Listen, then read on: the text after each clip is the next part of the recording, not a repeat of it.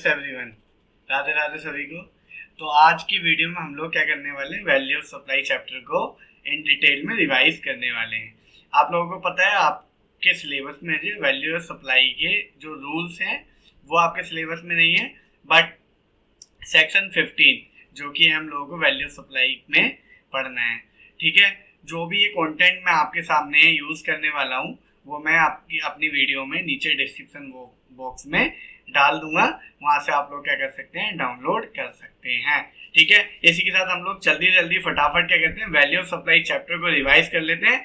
और आपका जो भी डाउट या क्वेरी रहेंगी आप लोग प्लीज उसे कमेंट बॉक्स पे डाल देना। मैं ट्राई करूंगा सारी की सारी क्वेरीज का आंसर देने का। ठीक है, तो चलो हम लोग क्या करते हैं, value of supply chapters revise करते हैं।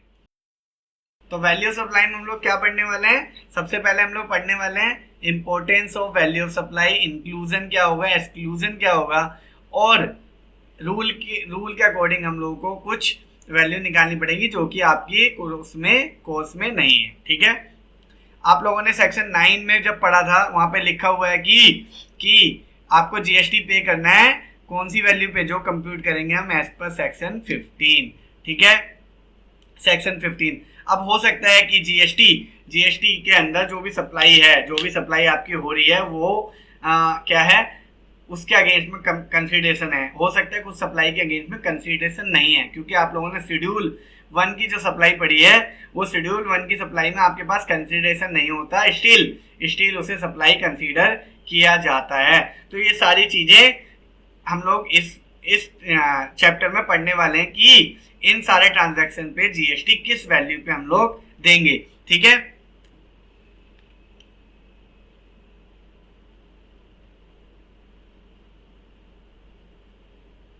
ओके। तो हम लोग क्या है, जीएसटी जो इंपॉर्टेंस क्या है वैल्यू सप्लाई का, आप लोगों को पता है कि जो जीएसटी पे होगा, जो जीएसटी क्या है, जीएसटी एक तरीके से एड वैलोरियम लेवी है। ठीक है, मतलब कि ये क्या लगती है, ये क्या है, एक तरीके से क्या है, ये एक percentage of value of supply of goods पे लगती है। ठीक है, मतलब कि हर गुड्स और सप्लाई ऑफ सर्विसेज के लिए हम लोग क्या है, एक टैक्स रेट डिटरमाइन किया हुआ है, वो हर एक सप्लाई ऑफ गुड्स और सर्विसेज पे लगता है। तो ठीक है, सेकंड क्या है, वैल्यू ऑफ सप्लाई क्या है, set out a mechanism to compute such value based on CGST, SGST और UTGST इंटरस्टेट सप्लाई के केस में, और IGST in case of interstate supply should be paid. मतलब कि ये बताएगा कितनी वैल्यू आपको वैल्यू पे करनी है। ठीक है,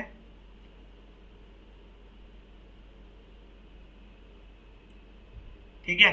अब आप लोगों को पता है कि एक ट्रांजैक्शन के अंदर हम लोग क्या है, मैं सप्लायर हूँ, आप लोग रेसिपिएंट है, मैं आप लोगों को क्या कर रहा हूँ, मैं सप्लाई कर रहा हूँ कोई चीज़, है ना, सप्लाई कर रहा हूँ गुड्स या सर्विसेज। अब आप उसके अगेंस्ट में मेरे को क्या दे सकते हो कि भाई मैं आपको विदाउट कंसीडरेशन सप्लाई करूँ, मैं आपसे कोई भी चार्ज नहीं ले रहा, या फिर मैंने आपके भी आप पे, मतलब कि रिस्पॉन्सिबिलिटी आपकी थी किसी चीज़ को पे करने की, आप एक्सपेंस पे करने की, लेकिन आपके भी आप पे मैंने पे कर दिया, है ना।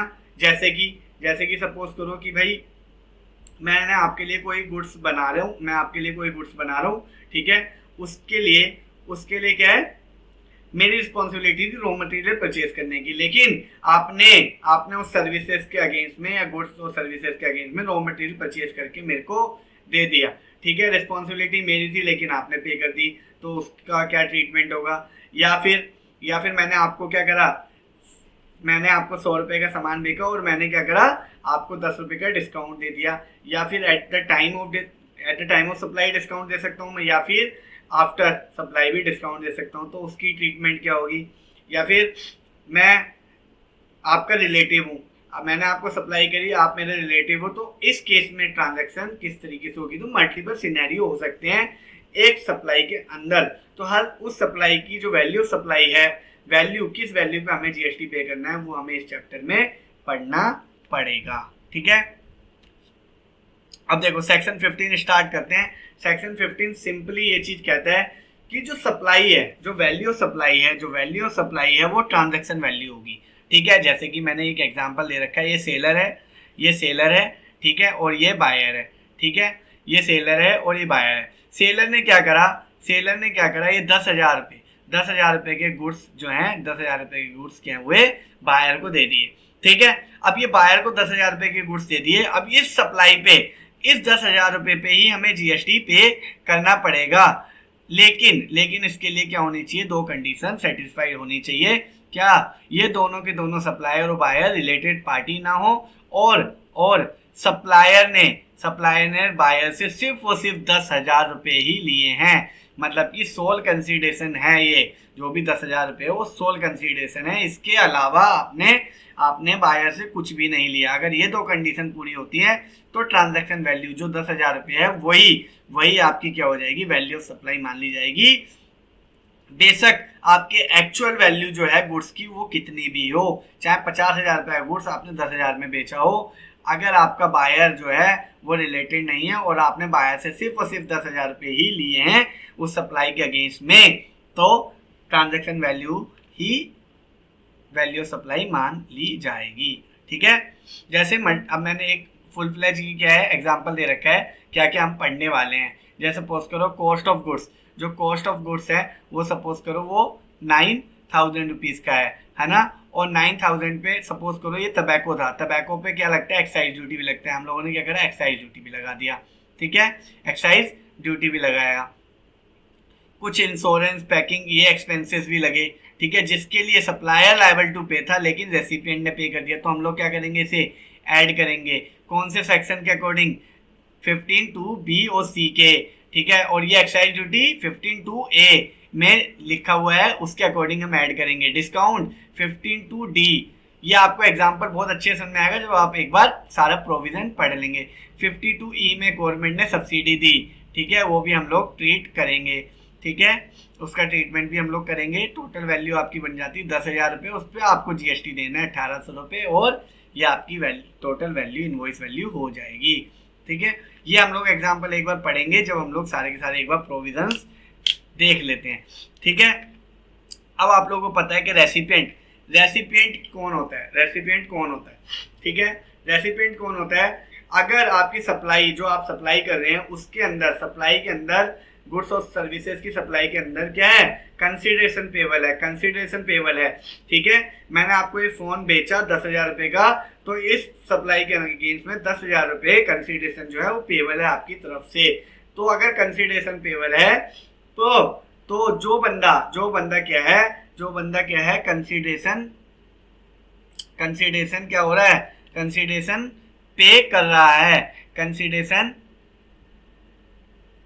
पे कर रहा है, सॉरी ये ऊपर नीचे हो गया, ये नीचे होना चाहिए और ये ऊपर होना चाहिए। मैं वो आपको सही करके ही पीडीएफ का लिंक नीचे डाल दूंगा, ठीक है। तो क्या है, कंसीडरेशन अगर पेबल है तो पर्सन लायबल टू पे कंसीडरेशन क्या हो जाएगा, रेसिपिएंट हो जाएगा। अगर कंसीडरेशन पेबल नहीं है तो जिस पर्सन को हम लोग क्या कर रहे हैं, गुड्स डिलीवर कर रहे हैं और मेड अवेलेबल करवा रहे हैं, ठीक है, ये गुड्स के केस में अगर कंसीडरेशन पेबल नहीं है in case of supply of goods, और कंसीडरेशन पेबल नहीं है in case of supply of services, तो person to whom services is rendered, जिस पर्सन को हम सर्विस रेंडर कर रहे हैं वो रेसिपिएंट हो जाएगा। रेसिपिएंट में इंक्लूड होता है कोई भी एजेंट जो एक्ट कर रहे हैं on the behalf of recipient, ठीक है। इसके बाद आ जाते हैं हम लोग सेक्शन 15 सबसेक्शन 1 हम लोगों ने पढ़ा ऊपर, ये रहा, ठीक है। उसके बाद सेक्शन 15 सबसेक्शन 2 में हम पढ़ेंगे इंक्लूजन, ठीक है, जीएसटी की वैल्यू में क्या क्या ट्रांजैक्शंस जो हैं, क्या क्या चार्जेस जो हैं वो इंक्लूड होंगे, ठीक है। अब देखो टैक्सेस, जीएसटी को छोड़ के जितने भी टैक्सेस लगते हैं वैल्यू गुड्स पे, ठीक है, अगर जीएसटी को छोड़ के, जैसे टबैको है, पेट्रोलियम प्रोडक्ट पे तो जीएसटी नहीं है, लेकिन ऐसे प्रोडक्ट जिसपे क्या है जीएसटी को छोड़ के कोई भी और टैक्स भी लग रहे हैं तो भी वो वैल्यू ऑफ सप्लाई पे ऐड हो जाएंगे, अदर देन जीएसटी के टैक्सेस, मतलब कि सीजीएसटी, एसजीएसटी, आईजीएसटी और यूटीजीएसटी, ठीक है। जैसे कि हम लोगों ने ऊपर ये चीज पढ़ी, ठीक है। अगर टबैको की कॉस्ट 9,000 थी और टबैको पे क्या लगता है, एक्साइज ड्यूटी लगता है, तो 15(2)(a) बोलता है कोई भी टैक्स अदर देन जीएसटी वो क्या हो जाएगा, वैल्यू सप्लाई में ऐड हो जाएगा। तो ये आपकी वैल्यू सप्लाई में 9,000 में 1,000 रुपये ऐड हो जाएगा, उस पर आपको जीएसटी देना है। उसके बाद हम लोग ऐसे आगे बढ़ते हैं एक बार। नेक्स्ट, कोई भी पेमेंट जो किसको करनी थी, थर्ड पार्टी को करनी थी। किसको मेरे को, सप्लायर को, लेकिन रेसिपिएंट ने पे कर दी है ना। मैंने जैसे आपको बताया, रॉ मटेरियल जो है गुड्स बनाने के लिए, कोई भी प्रोडक्ट बनाने के लिए रॉ मटेरियल मेरे को लाना था, लेकिन रेसिपिएंट ने उस बंदे को पेमेंट कर दी। ठीक है, तो इस केस में जो भी थर्ड पार्टी को पेमेंट करी है रेसिपिएंट ने, वो भी supply of services, value of services में ऐड हो जाएगा। जैसे कि कॉस्ट ऑफ इंश्योरेंस या फ्रेट या फिर पैकिंग के एक्सपेंसेस जो थे वो सप्लायर को करने थे, लेकिन मेरे ब्याह पे रेसिपिएंट ने कर दिया 800 रुपये किसी ट्रांसपोर्टर को पे, तो वो 800 रुपये भी वैल्यू ऑफ सप्लाई में ऐड हो जाएगा। ठीक है, उसके बाद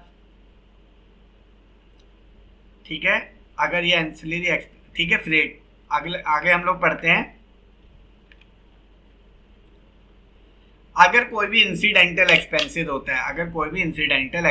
होता है ऑन और बिफोर डिलीवरी ऑफ गुड्स और सर्विसेज, ठीक है, तो क्या होगा, वो सारे के सारे वैल्यू सप्लाई में ऐड हो जाएगी। जैसे आपने कमीशन दिया एजेंट को, ठीक है, और जो कि रिकवर्ड कर लिया हमने रेसिपिएंट से, मतलब कि 5,000 रुपये मैंने क्या करा, एजेंट को दिए और वो रेसिपिएंट से ले लिए। तो मतलब ये हुआ कि मैंने जो रेसिपिएंट को गुड्स और सर्विसेज दे के हैं उसमें वो 5,000 रुपये इंक्लूड कर दिए हैं। तो मतलब कि मैंने उससे 5,000 रुपये ज़्यादा लिए हैं कमीशन के, तो वो भी मेरा क्या हो जाएगा, वैल्यू सप्लाई में ऐड हो जाएगा। मैंने पैकिंग चार्जेस लगाए हैं, वो भी रेसिपिएंट से अगर ले लिए हैं तो मेरा वैल्यू सप्लाई में ऐड हो जाएगा। इंस्पेक्शन, इंस्टॉलेशन, वेइंग करा है, लोड करा है, अगर मैंने ये सारे के सारे चार्जेस बियर करे हैं इन रिस्पेक्ट ऑफ क्या, डिलीवरी ऑफ गुड्स और सर्विसेज, तो मेरा क्या हो जाएगा, वो वैल्यू सप्लाई में ऐड हो जाएगा। ठीक है,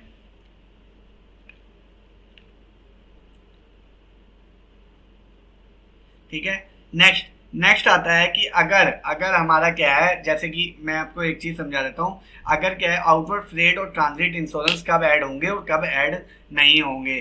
ठीक है, जैसे सपोज करो कि मैं क्या हूँ, सप्लायर हूँ और मैंने आपको क्या है, एक फ्रिज सेल करना है। ठीक है, फ्रिज सेल करना है, तो मैंने क्या बोला, मैंने आपको बोला कि मैं आपको जो है फ्रिज आपके घर तक पहुंचाकर दूंगा।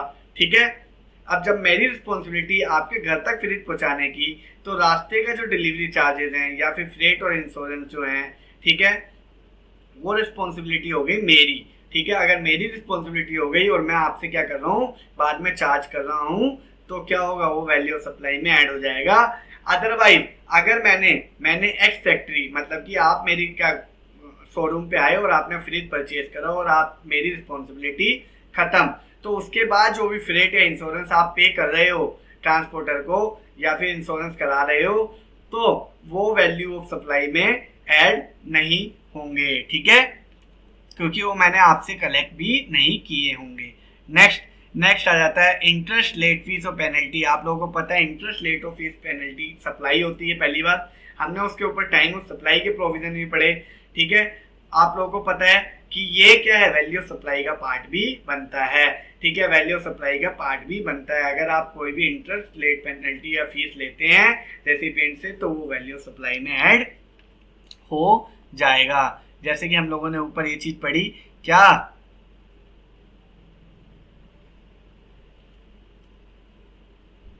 कि लेट पेनल्टी, अगर मैं ये 10,000 रुपये मेरे को कस्टमर से लेने हैं और अगर ये कस्टमर 10,000 रुपये लेट पे करता है, तो मैं अगर इसके ऊपर कोई भी लेट फीस, पेनल्टी या कुछ भी लेता हूं, तो वो भी 10,000 में ऐड हो जाएगा और उस पर जीएसटी लगेगा। ठीक है,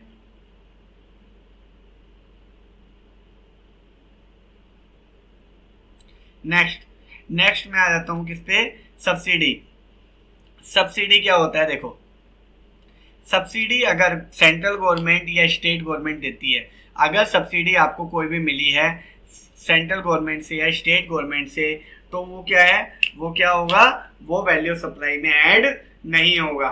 ठीक है, वो वैल्यू सप्लाई में ऐड नहीं होगा। लेकिन आपको सेंट्रल गवर्नमेंट या स्टेट गवर्नमेंट से के अलावा किसी से सब्सिडी मिली है और वो डायरेक्टली लिंक करता है किसी भी प्राइस ऑफ किससे, गुड्स और सर्विसेज से।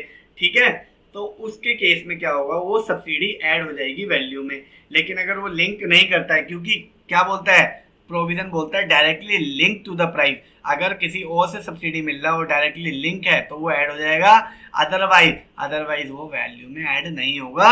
और अगर वो सेंट्रल गवर्नमेंट या स्टेट गवर्नमेंट से मिलता है, तो ऑफकोर्स वो क्या हो जाएगा, ऐड वैल्यू ऑफ सप्लाई में नहीं होगा। ठीक है। नेक्स्ट एक सर्कुलर आया था टीसीएस से रिलेटेड। टीसीएस से रिलेटेड सर्कुलर क्या बोलता है, ये बोलता है कि भाई आपने क्या करा, आपने कोई भी वैल्यू सप्लाई करी, आपने कोई भी वैल्यू सप्लाई करी 10,000 रुपए की, और उसके अगेंस्ट में आप क्या कर रहे हो, टीसीएस भी कलेक्ट कर रहे हो 200 रुपए। तो आपके पास 10,200 रुपये आए।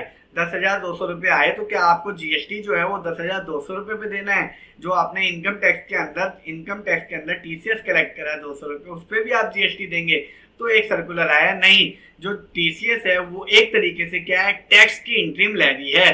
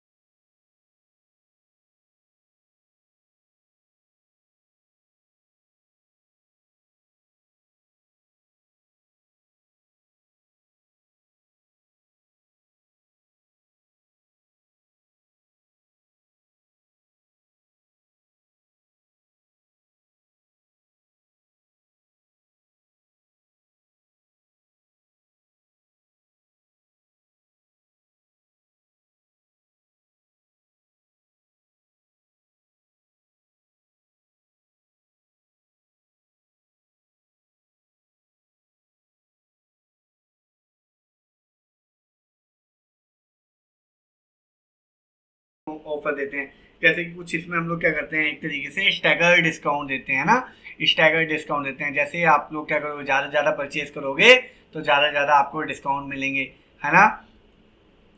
तो क्या हुआ, ये डिस्काउंट क्या होंगे, एक्सक्लूड हो जाएंगे। मैंने बोला कि किसी भी नाम का डिस्काउंट हो वो आपके वैल्यू ऑफ सप्लाई में डिस्काउंट क्या होंगे, लेस हो जाएंगे।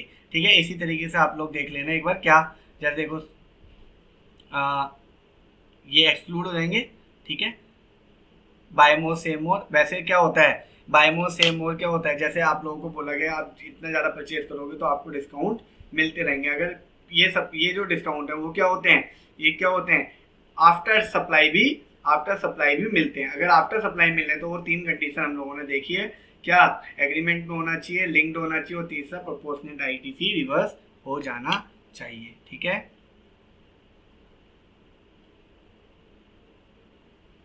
सेकेंडरी डिस्काउंट आपको पता है, सेकेंडरी डिस्काउंट के at a time of supply non नहीं होते, तो जब नॉन नहीं होते तो वो आफ्टर सप्लाई मिलेंगे। जब आफ्टर सप्लाई मिलेंगे तो उसमें 3 कंडीशन आपको देखनी है। At a time of agreement वो क्या होना चाहिए, एग्जिस्ट करने चाहिए। लेकिन secondary discount at a time of क्या होते हैं, सप्लाई एग्जिस्ट ही नहीं करते। तो उस केस में क्या होगा, उस केस में वो वैल्यू ऑफ सप्लाई से लेस नहीं होंगे।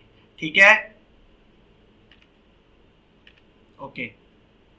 इशू ऑफ, ये क्या है, इशू फॉर कंसीडरेशन, ये एक इशू आया था consideration is whether credit note under section 34 of the CGST act can be issued in such cases even if discount laid 15(3)(b जो डिस्काउंट हमने आर नॉट सेटिस्फाइड। मतलब इसने बोला कि भाई आप जो डिस्काउंट है, डिस्काउंट आपने देखा after discount, after sale discount या फिर सप्लाई एट द टाइम और बिफोर टाइम ऑफ सप्लाई के जो डिस्काउंट होते हैं हमारे, अगर वो डिस्काउंट क्या है, वो एलिजिबल भी नहीं है, अगर वो एलिजिबल भी नहीं है लेस होने के, तो आप क्या कर सकते हैं, एक कॉमर्शियल डिस्काउंट जो फाइनेंशियल डिस्काउंट होते हैं जिसमें जीएसटी की इम्प्लीकेशन नहीं होती, वो आप उस केस में क्या कर सकते हैं, इशू कर सकते हैं। ठीक है,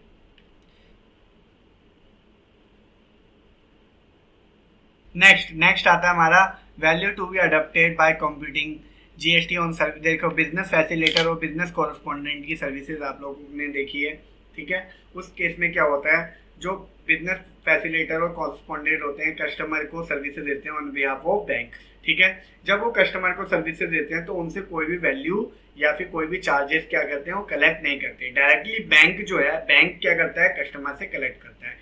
तो इस केस में बैंक की रिस्पॉन्सिबिलिटी हो जाती है, जो भी वैल्यू उनने कस्टमर से कलेक्ट करी है on behalf of services provided, services of business correspondent और बिजनेस फैसिलिटेटर, ठीक है, टू द किसको, कस्टमर को। तो उस केस में बैंकिंग कंपनी की रिस्पॉन्सिबिलिटी हो जाती है, वो क्या करे, जीएसटी पे करे। ठीक है, जीएसटी पे करे। ठीक है, नेक्स्ट प्रोविजन आता है नो क्लेम बोनस। ठीक है, नो क्लेम बोनस में हम लोगों को पता है, क्या पता है कि भाई जैसे सपोज करो कि आप लोगों ने 1000 रुपये की क्या करी, इंश्योरेंस पॉलिसी ली, और उसके अंदर नो क्लेम बोनस आप लोगों को है 200 रुपये। ठीक है, नो क्लेम बोनस क्या है आपका, 200 रुपये। तो इंश्योरेंस कंपनी क्या करती है, आपको नो क्लेम बोनस देती है, जैसे 200 रुपये आप लोगों को नो क्लेम बोनस दिया। ठीक है, तो आपने इंश्योरेंस कंपनी को एक तरीके से 1000 रुपये दिए, उसके अगेंस्ट में 200 रुपये आपको नो क्लेम बोनस मिल गया। तो इस केस में पॉलिसी होल्डर को सिर्फ और सिर्फ 800 रुपये पे क्या है, जीएसटी पे करना है। ठीक है, नो क्लेम बोनस को आप ट्रीट करते हो एज अ डिस्काउंट। ठीक है,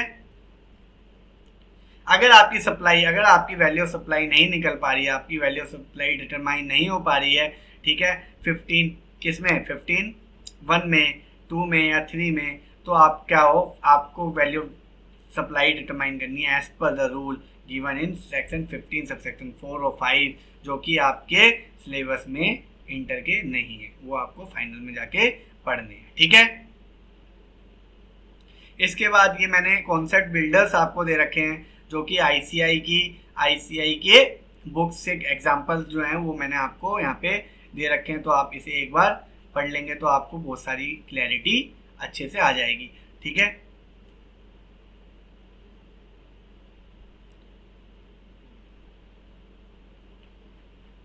चलो मैं आप लोगों को एक बार समझा देता हूँ, ठीक है।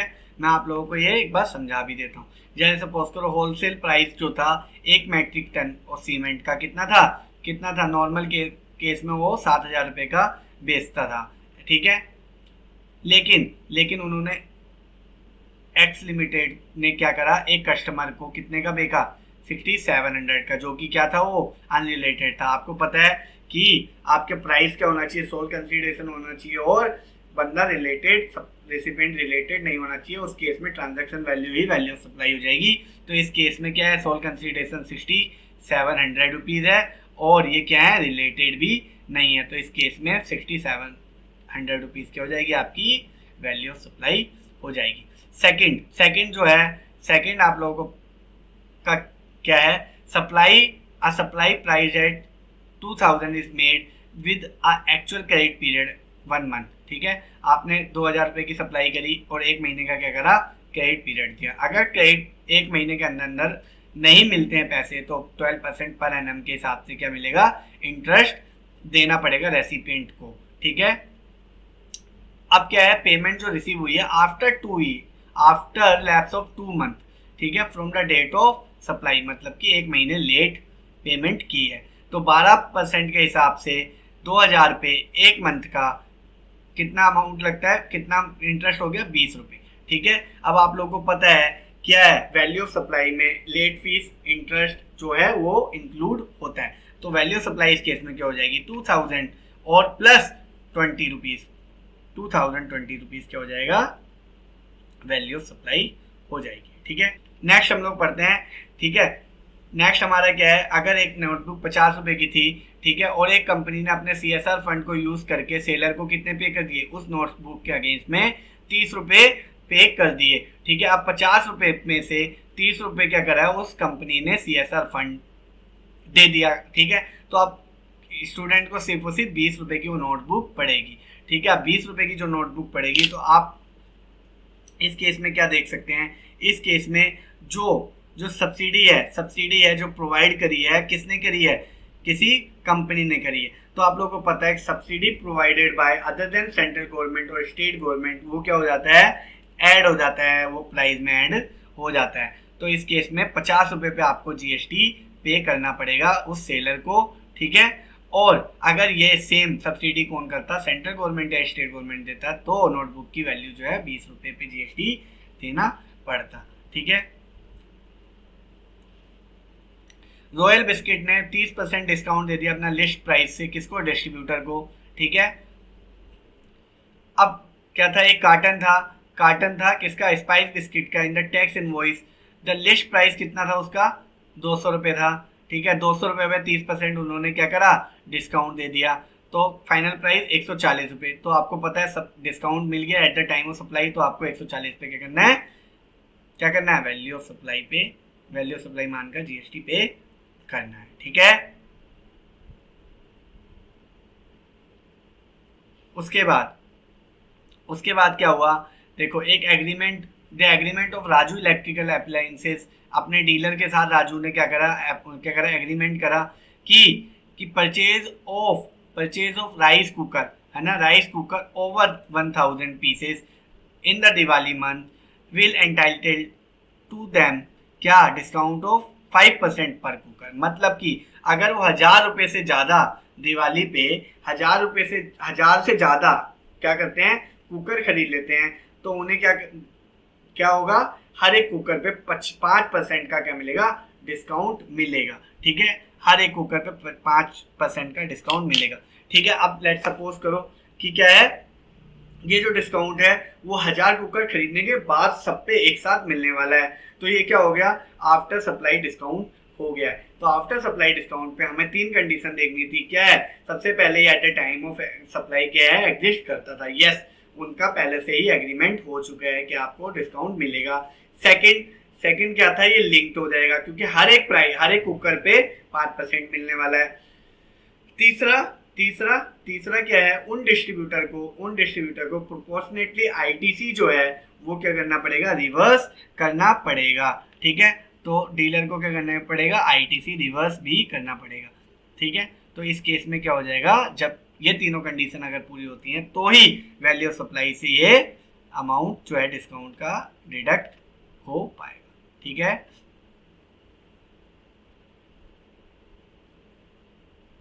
उसके बाद हम लोगों को नेक्स्ट क्या है कि pink and blue limited sold good to orange private limited, कितने रुपए के? 50,000 रुपए के एक्सक्लूडिंग टैक्सेस एंड डिस्काउंट। ठीक है, चार्ज करें उन्होंने क्या 9,000 एल जीएसटी, कितना 18%। The terms IGST sorry, the terms of supply stipulated that discount 2% मिलेगा उसे कब? If it makes payment with in 1 month, मतलब कि अगर 1 महीने के अंदर अंदर पेमेंट दे देता है तो 2% का डिस्काउंट भी मिलने वाला है। बहुत बढ़िया। OPL avails the input tax credit of 9,000 in the month of January. ठीक है, जनवरी को क्या करा है इसने 9,000 रुपये जो ही पे करा है उसका इनपुट भी ले लिया है, और पेमेंट कब दी इसने? 10th ऑफ फेब को, मतलब कि कब, कितने 1 महीने के अंदर अंदर इसने 10 जनवरी से 1 महीने के अंदर इसने क्या कर दी, पेमेंट भी कर दी है। ठीक है, तो इसने क्या करा, डिस्काउंट देना है अभी ने 2%। अब डिस्काउंट कितना हुआ 2%? 50,000 रुपये का 2% डिस्काउंट हो गया आपका 1,000 रुपये। 1,000 रुपये का डिस्काउंट हो गया, प्लस इस पे जीएसटी 18%, तो आपका 180 रुपये जीएसटी भी लगेगा। तो इन्हें क्रेडिट नोट इशू कर दिया 1180 का। ठीक है, 1180 का इन्होंने क्या कर दिया, क्रेडिट नोट इशू कर दिया। ठीक है, अब क्या हुआ, after receiving the credit note OPL ने रिवर्स करना है इनपुट टैक्स क्रेडिट, बताया आफ्टर सेल डिस्काउंट है ये, क्योंकि इसे 1 महीने में अगर पेमेंट कर दी जब मिलने वाला है, तो 1 महीने बाद क्या हुआ, 1,000 रुपये का डिस्काउंट दिया, उस पर जीएसटी लगाया, जीएसटी 180 रुपये और 1,180 रुपये का क्रेडिट नोट इशू कर दिया। अब ये 180 रुपये जो है उसको क्या करना पड़ेगा, रिवर्स करना पड़ेगा क्रेडिट को। तो क्या हुआ, उसने क्या करा, इनपुट टैक्स क्रेडिट भी रिवर्स कर दिया। ठीक है, उसके बाद क्या हुआ, ओपीएल को क्या हुआ, टैक्स कितने पे पेमेंट करनी पड़ी, एक तरीके से 50,000 रुपये का जीएसटी, 50,000 रुपये की वैल्यू, 9,000 रुपये का जीएसटी कलेक्ट करा उन्होंने, 1,000 रुपये का क्या वैल्यू पे डिस्काउंट, और 180 रुपये का क्या क्रेडिट उस पे, मतलब कि जीएसटी क्रेडिट नोट पे जीएसटी। तो एट द एंड इनका क्या हुआ, लायबिलिटी कितनी आई, 50,820 रुपीज। किसको पे करने हैं, रिसिपेंट को पे करने हैं। ठीक है,